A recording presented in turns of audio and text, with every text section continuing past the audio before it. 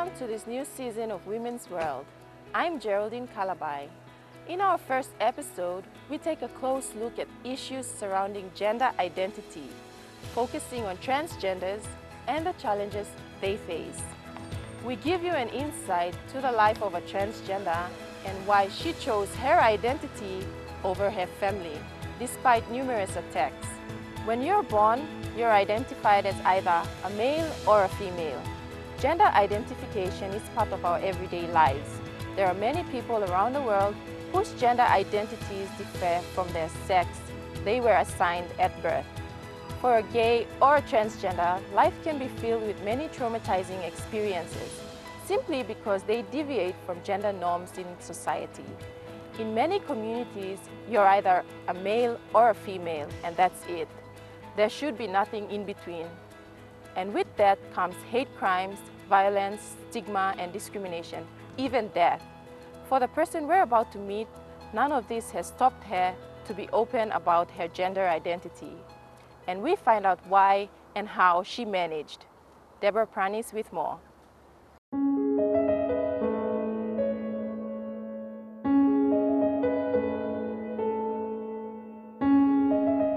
My name is George, but I love to call myself Natalie because I'm a transgender person.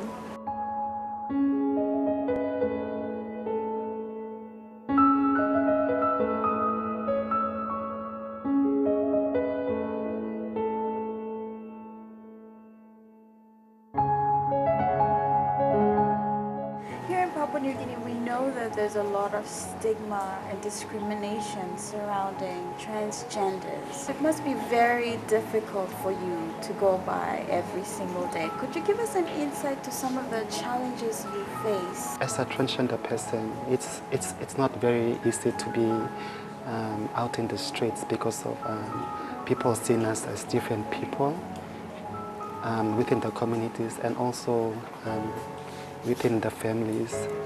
What are some of the things you get from the public? Do you get like endless stares, people pinching each other when you walk past? I've been stigmatized a lot by a lot of people saying, abusive words towards me, verbally abusive words, all the negative words that I hear in my ear every time I walk past people in the city. You were born a boy, right? When did you come to realize that this is not who I am, I want to be different? When did that hit you? I realized my identity when I was at the age of 8. I began to play with girls and I was very much dominated around with lots of girls rather than the boys. When did you break it to your family or to your parents that I'm a boy, but I want to be treated as a girl? I think they knew as I was growing up, as a young trans boy. My parents realized, identified my sexual being when I was, before I reached the age of 8. They knew who I was, but then it probably took them time to explain to my biological families, my elder brothers and sisters, because they were not informed.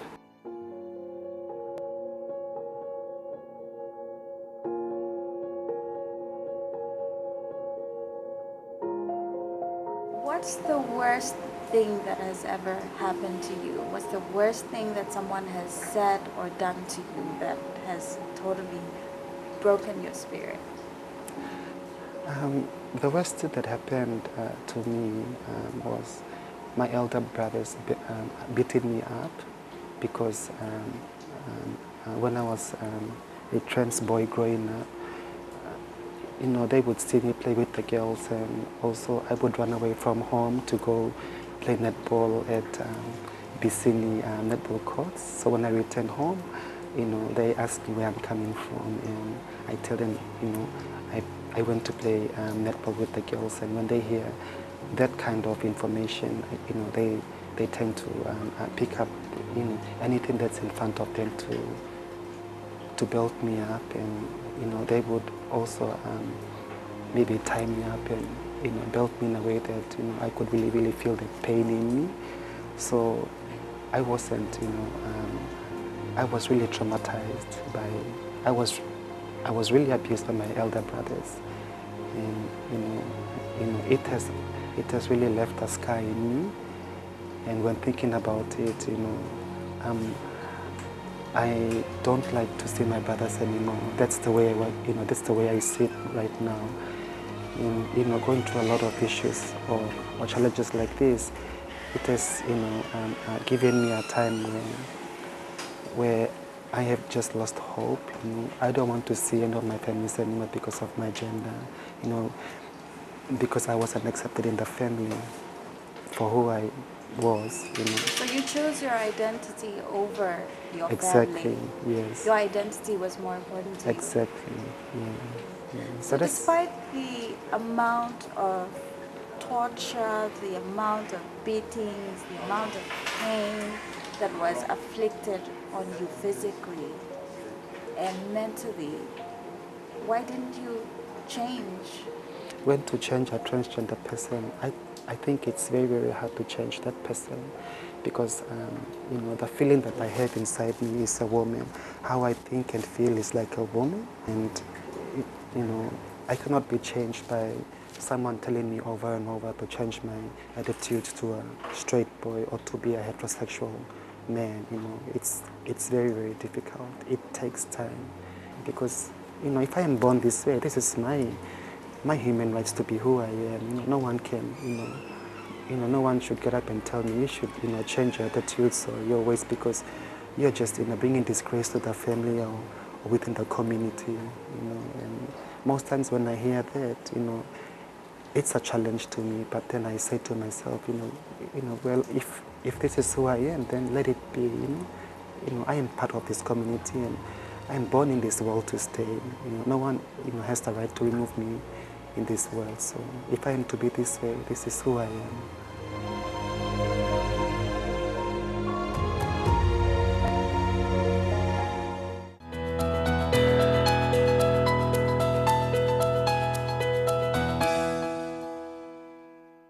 Welcome back to Women's World as we explore issues surrounding gender identity, focusing on transgender. They say no man is an island.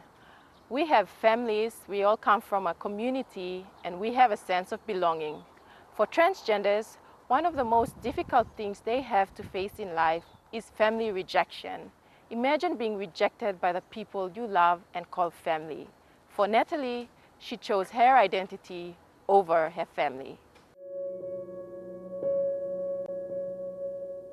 Do you ever wish you were different? Wish you were born a female, rather?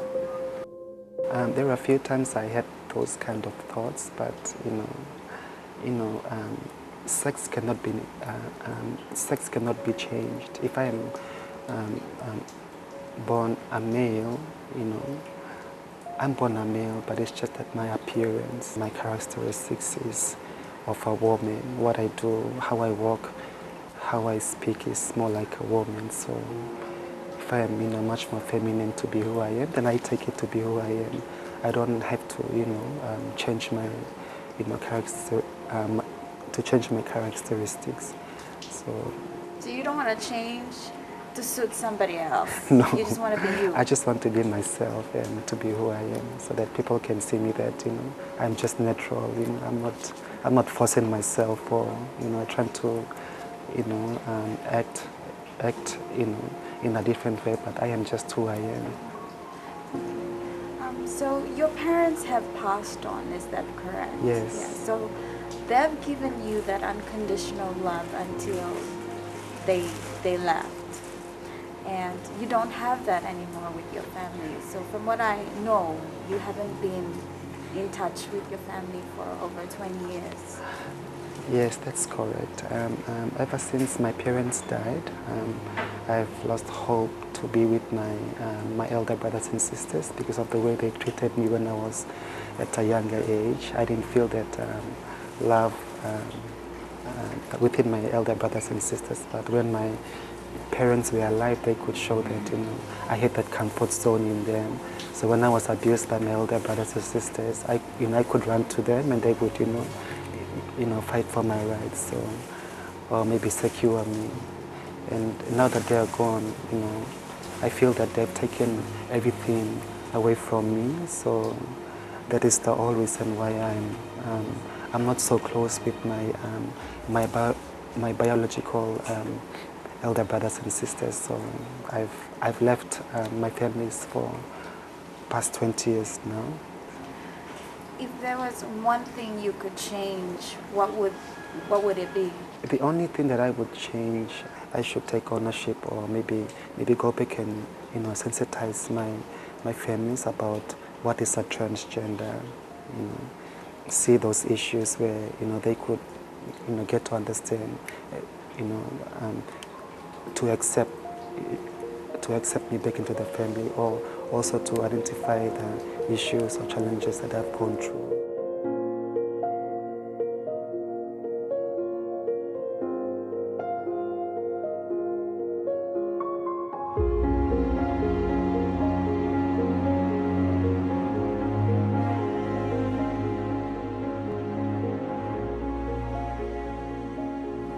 I just want to go back to your parents, because I find them to be very amazing, having accepted you and loved you unconditionally.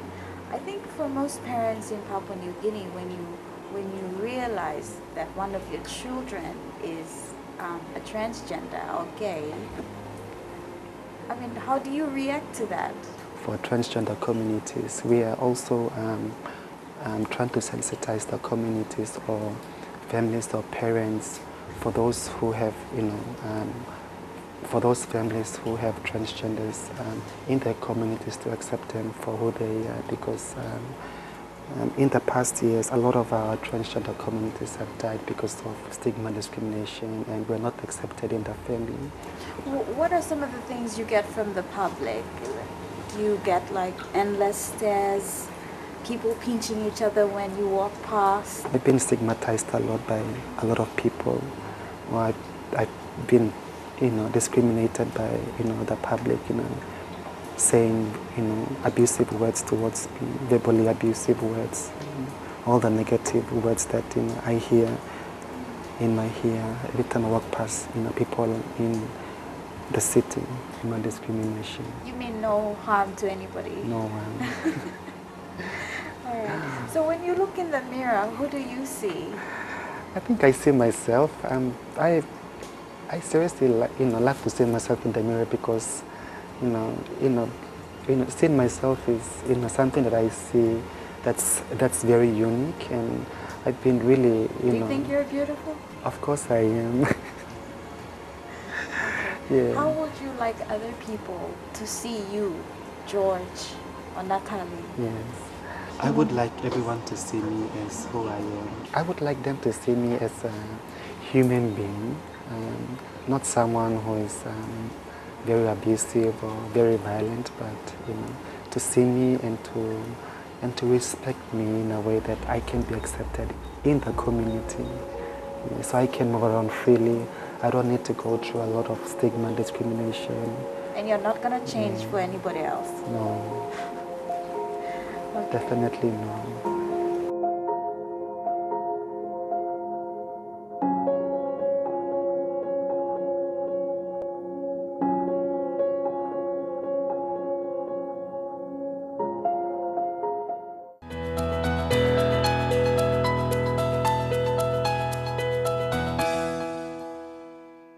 Welcome back. Transgenders face enormous stigma and discrimination, even hate crimes, not only in Papua New Guinea, but around the world as well. Many have also been killed because of their choice of identity. In 2017, 27 individuals were killed in the United States because of their identity. This was reported by The Times. Here in PNG, a gay man was killed in Alotau in 2016.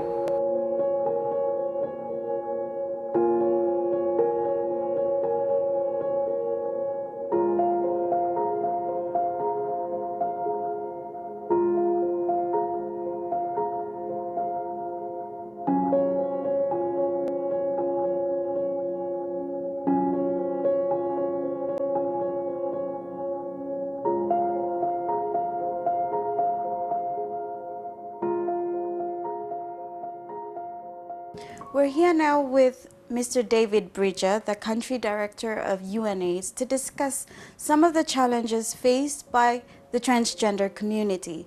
Hello, Mr. Bridger. So, Mr. Bridger, can you tell us a little bit about UNAIDS and how you work with the LGBT communities? Why are they of interest to UNAIDS? Yep, certainly. I mean, look, UNAIDS is a global UN program on HIV/AIDS, established to be a leader in advocacy and coordination. So it's our job really to coordinate the UN efforts at country level, but we work hand in hand with civil society, government and other development partners and the private sector in our efforts to reduce the burden of HIV throughout the world and here in PNG. You ask about the LGBT community and why that's so important to the HIV response, not only globally, but also here in Papua New Guinea. And really this is because that community actually bears the brunt of the HIV epidemic, both in this region, in the Asia-Pacific region, but also here in Papua New Guinea. What are some of the challenges that this community face, not just here locally, but also around the world? Look, the LGBT community here in Papua New Guinea, as globally, quite frankly, experiences an enormous amount of stigma and discrimination. And what this really does is forces the community underground and away from the very services that we're trying to reach them with. Just here in Papua New Guinea, just recently, we have had a survey into the biological and behavioural aspects of the LGBT community, particularly focusing on men who have sex with men and transgendered people here in Port Moresby. And the research here is showing that nearly 58% of those people have never tested for HIV. And of those that have been tested for HIV, 75% who are HIV positive never even knew that they were HIV positive. So their access to services, their access to testing is in a dire need of improvement. Why do you think this group of people are rejected by the community and their families? I think the LGBT community globally and here in PNG face all very similar challenges, and those challenges are largely coming from external forces. They're coming from stigma, they're coming from often in a number of countries the still existing punitive laws that exist, and just a general misunderstanding about their way of life and how they choose to represent themselves. Do they have enough legal protection? Often, and in many countries, they do not have that legal protection. In fact, they have a series of punitive laws that criminalise them and put them at the very mercy of the laws of the country, but also of police forces as well. Does the law, the homosexuality law, encourage stigma and discrimination in some way on the LGBT community? So yes, these laws do have an enormous negative impact. And just recently, a piece of research that was undertaken by the International Medical Research Institute here in Papua New Guinea shows that over 50% of the LGBT community are hesitant and prefer not to reveal their sexuality when they are presenting at health clinics for medical checks or coming in to look at problems that they may have. Do you think people confuse homosexuality with being gay or transgender? Yeah, I mean, I think really we've got two different things happening here. We've got behaviours and identities. And I think there are certain identities that are connected to often the Western gay identity, and there are certain behaviours which are homosexual behaviours, sex between men. There is a difference between the two, and there is often a mixture that is happening as well. We know that many men throughout their life undertake different sort of sexual behaviours depending on the stages of their life as well. So it's not illegal to be gay or lesbian or transgender, is that right? I don't think the law specifically names those identities, but the law specifically outlaws male-to-male sex. Choosing one's identity, I mean, having to choose your identity to be different from what you were born with, can it be dangerous? Of course, it can be dangerous. I mean, this is an enormously difficult process for any individual to go through. And that, combined with the sort of judgment that people receive from external community, places them often at severe risk and danger. What is the future like for these people in terms of the legal perspective and having access to services? What is the future like? Do you think we may achieve a better environment for them in the future, or is it impossible? It's not impossible, and in a number of countries we're already seeing governments start that process of legal recognition and protection for transgendered people as well as people from the lesbian and gay community. I think it's critical, and it's critical from a UN perspective, because several of the Sustainable Development Goals will never be achieved unless those sorts of protections are in place. In order for anyone to have a healthy life and for us to achieve gender equality, those sorts of protections will be necessary. Is it a human right to choose your identity and be whoever you want to be? Of course, I think it's a human life for people to be able to choose and make decisions around their own identity and their own future. What is your message to our viewers in regards to treatment towards this sort of people, the LGBT community? Look, I think it's time for all of us to show compassion and understanding and to allow people to fulfill their own identity, to become the sort of person that they want to become. And we need to respect that, we need to understand that, and we need to make sure that those people are treated equally and just as well as anybody else.